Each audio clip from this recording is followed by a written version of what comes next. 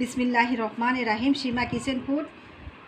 আমি আজকে আপনাদের কাছে নিয়ে এসে যে আমি আজকে সাগুদানা রান্না করব। সাগুদানা কীভাবে রান্না করবো আপনারা আমার ভিডিওটা দেখুন। এখানে আমি দুধ নিয়েছি 1 কাপ, নিয়েছি চিনি, নিয়েছি আমি সাগুদানা।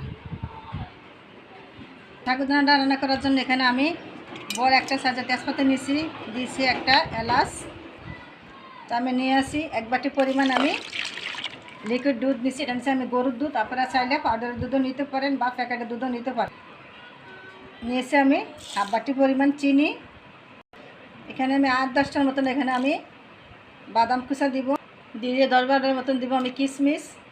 তো আমি সাগুদানাটা আমি আগেতে এখানে ধুয়ে রেখেছি, আমি দিয়ে দিব। এখন আমি চুলাতে বসাই দিব।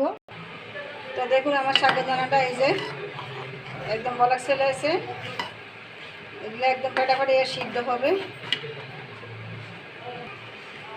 দেখুন একদম এই যে পুরো সিদ্ধ হয়ে গেছে, একদম প্রত্যেকটা রোয়া সিদ্ধ হয়ে গেছে গা।